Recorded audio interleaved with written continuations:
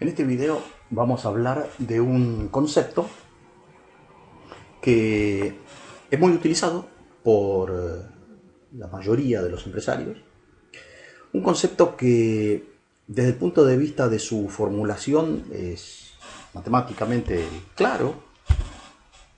Quizá corremos el riesgo de entronizarlo al concepto por lo tan matemático del caso. Lo vamos a criticar. Y también vamos a hacer algunas cuantas consideraciones en el sentido de qué puede aportarle para el empresario. El concepto del punto de equilibrio. Toda la bibliografía habla del tema. Y en general, a mi juicio, lo habla muy matemáticamente y muy como endiosándolo al concepto como si pudiésemos resumir la economía de una empresa en 4 formulitas, y personalmente no estoy de acuerdo. Pero tratemos de clasificar.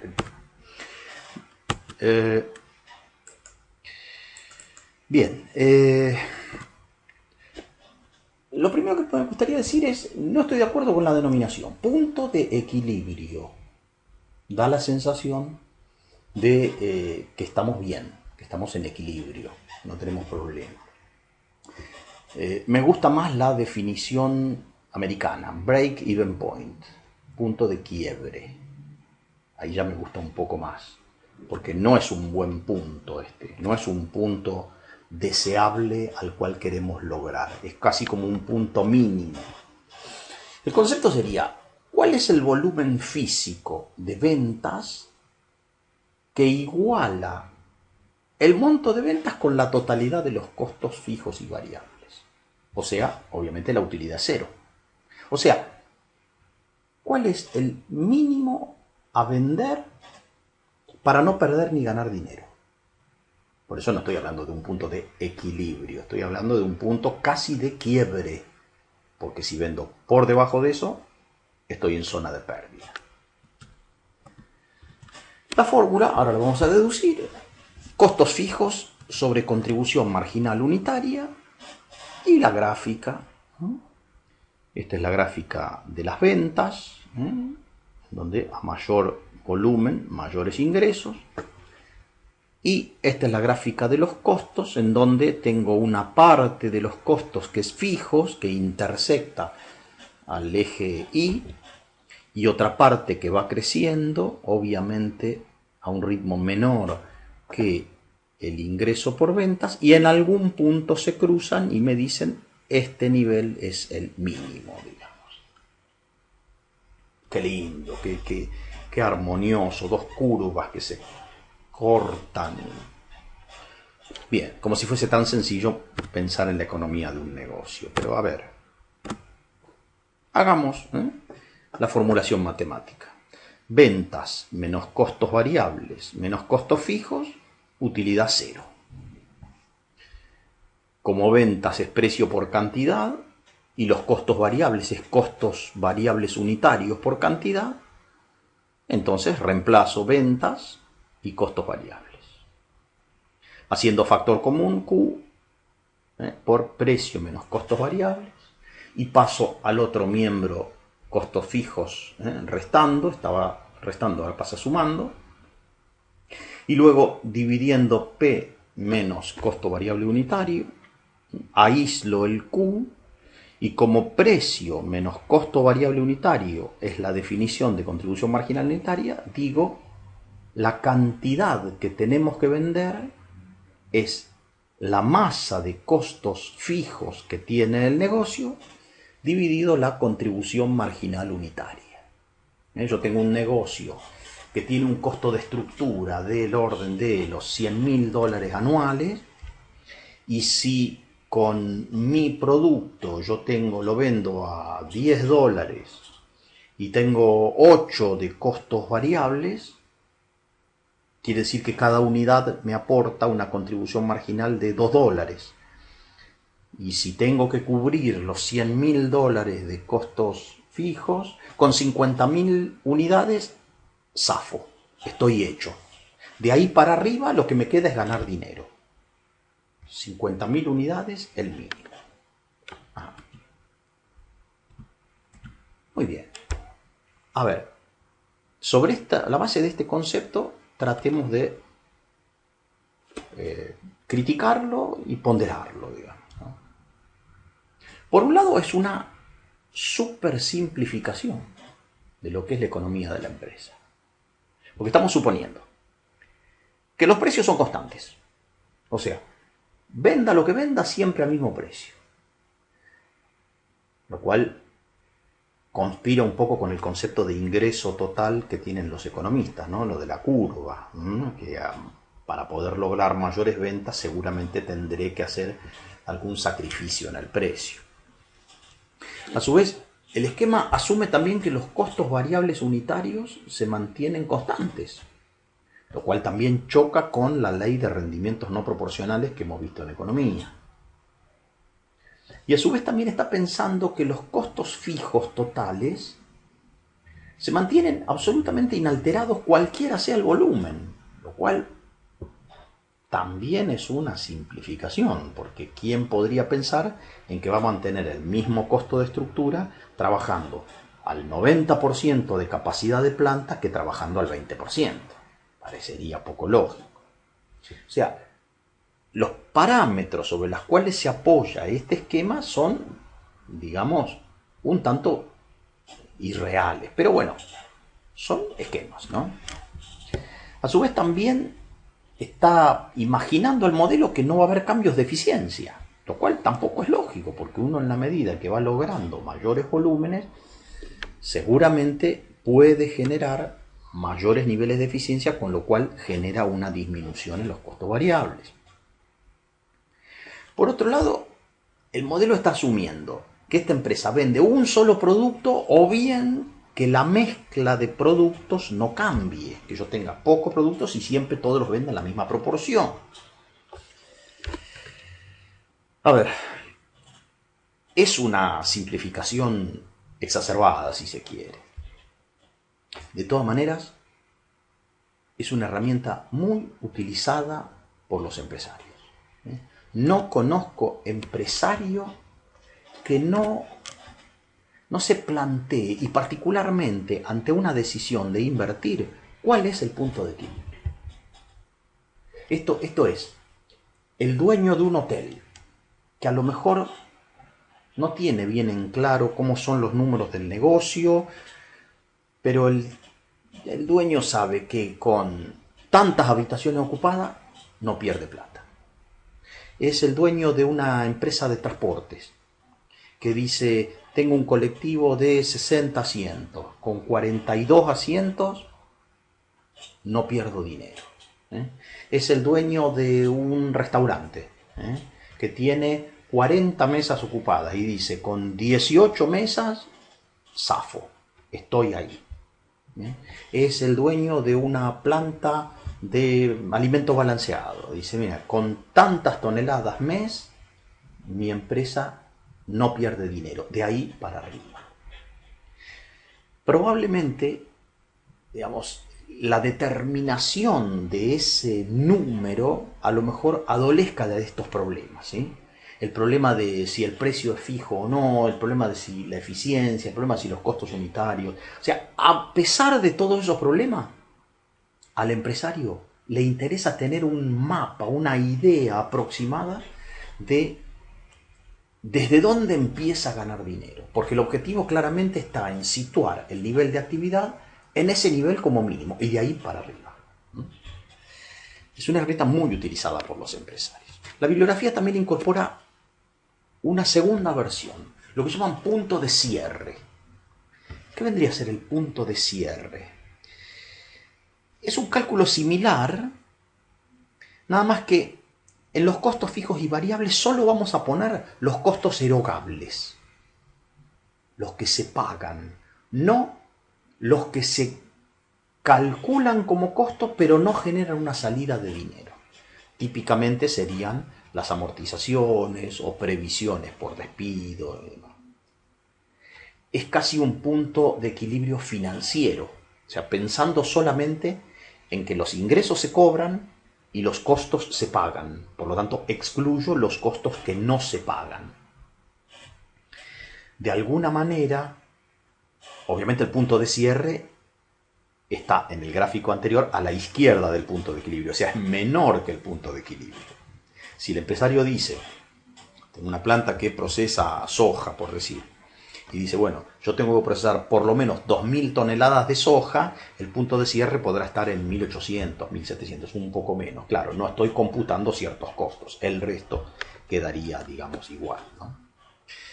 Entonces, el punto de cierre viene a, digamos, apuntalar la cuestión en el más estricto corto plazo y privilegiando específicamente la cuestión de tipo financiera. Entonces, estamos en presencia de una herramienta que la bibliografía lo muestra como algo numérico perfecto, grafiquitos muy claros.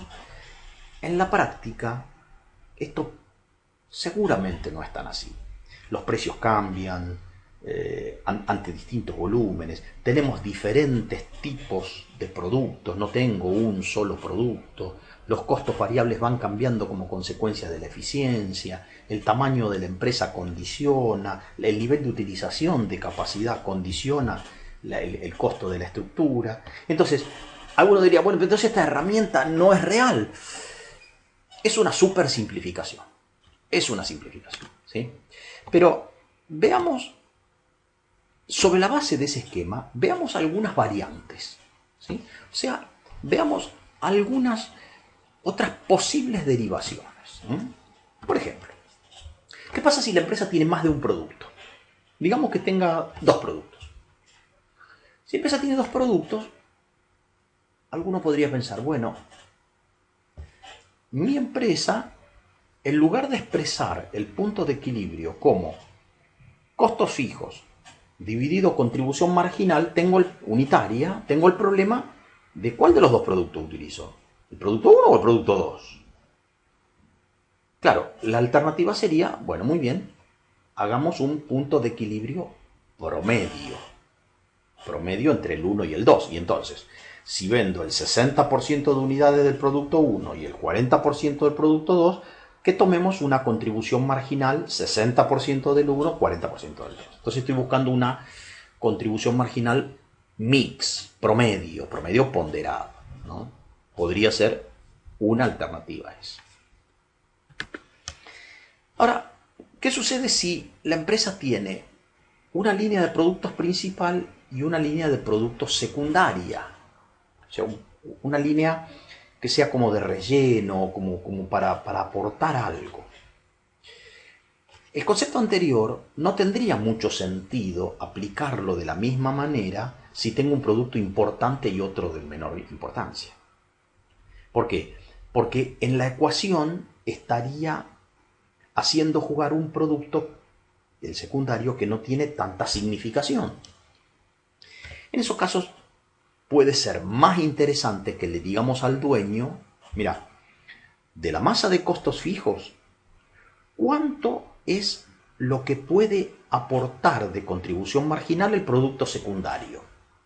Digamos, $100.000 a cubrir, y el producto secundario es capaz de aportar $10.000 de contribución marginal. Ok, quiere decir que los otros 90.000, los no cubiertos, son los que tengo que cubrir con el producto principal.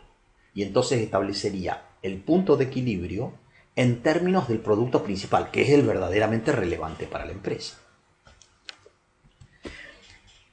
Ahora, ¿qué pasa si la empresa no tiene 1, 2 productos, sino que tiene 500, 1000?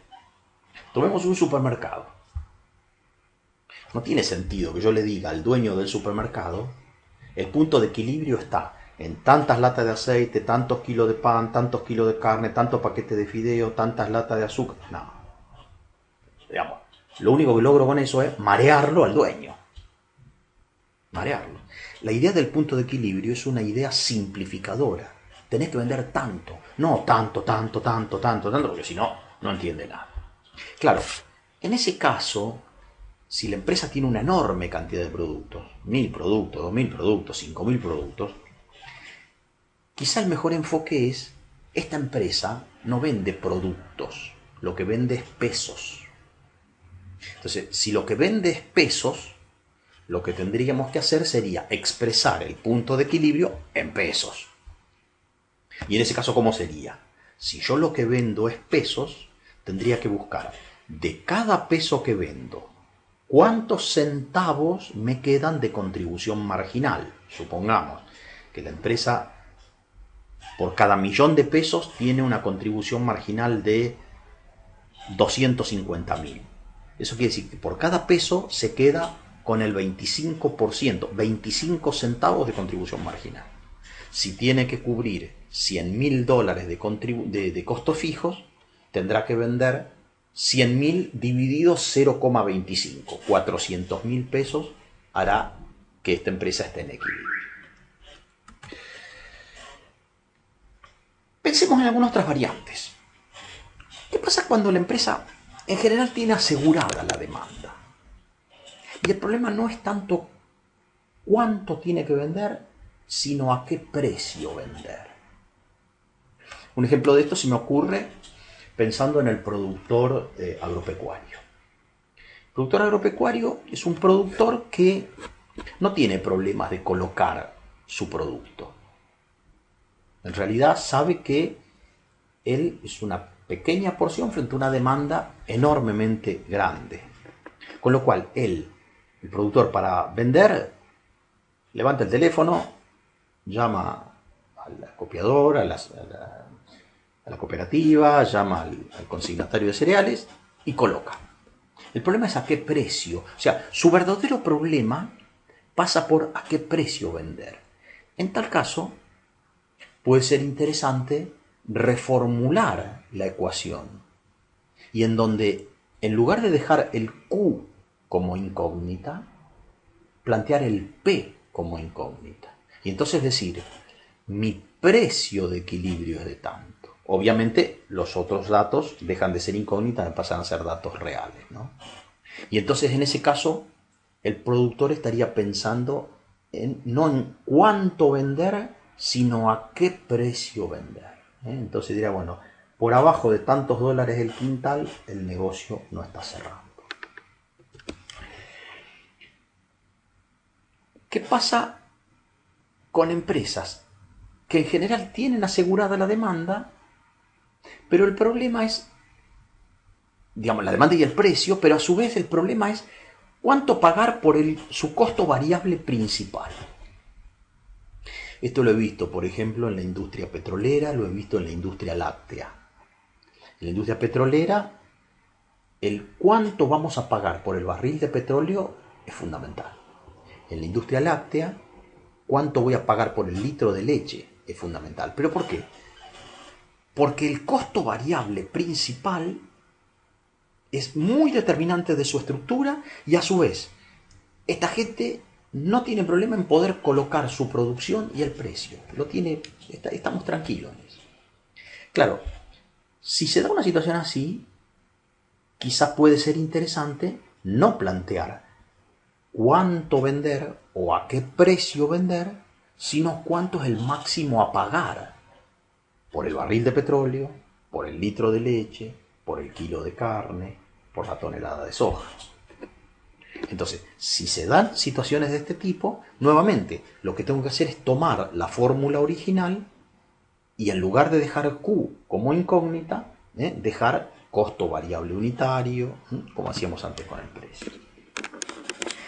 ¿Qué pasa con empresas cuya principal preocupación es el nivel de eficiencia? Por ejemplo, si tuviese un fuerte componente del tema mano de obra, en donde la eficiencia de la mano de obra sea la determinante para el logro de las utilidades, o la eficiencia fabril. Claro, nuevamente en este caso, matemáticamente lo resolvemos. En lugar, digamos, cambio la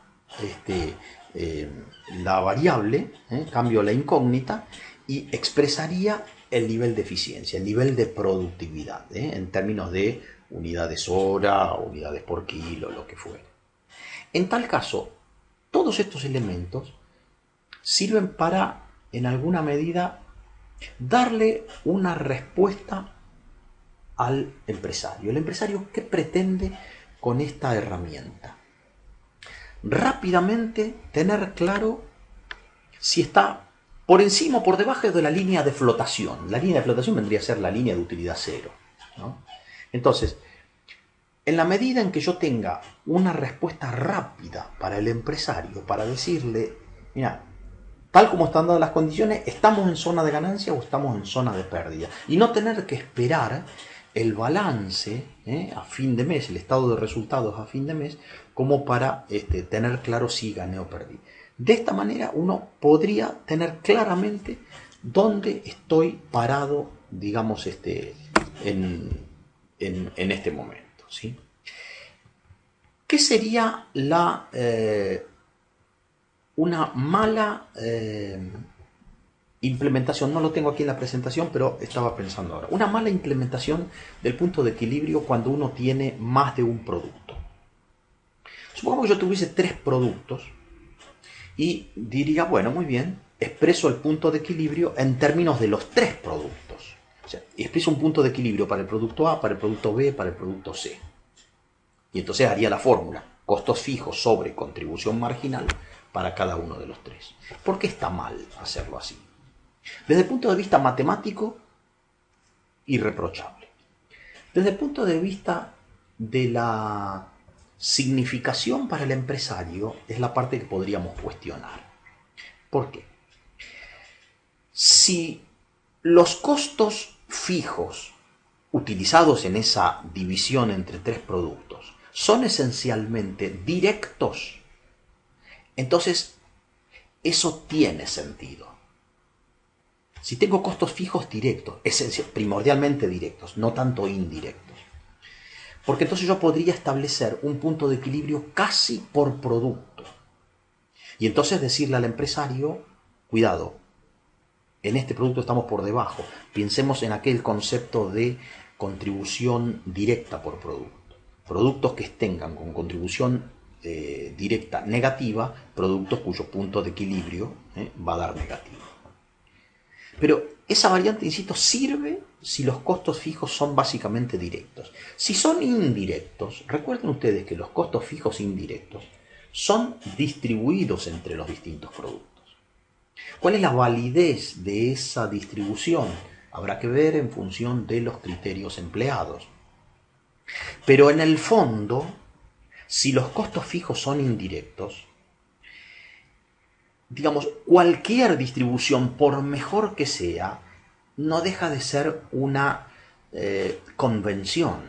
La realidad es que la masa de costos fijos que son indirectos son del conjunto de la empresa. Entonces, particionar por producto, cuando en realidad el costo fijo es compartido por todos los productos, en el fondo es una ficción. Entonces, tiene más sentido aquello de el punto de equilibrio mix, el punto de equilibrio de todos los productos y no particionarlo, porque no se trata de costos fijos asignados con precisión a cada uno, sino aplicando criterios. Digamos. En clase vamos a discutir más conceptos de esto, pero esta es una herramienta muy importante y utilizada por los empresarios en general.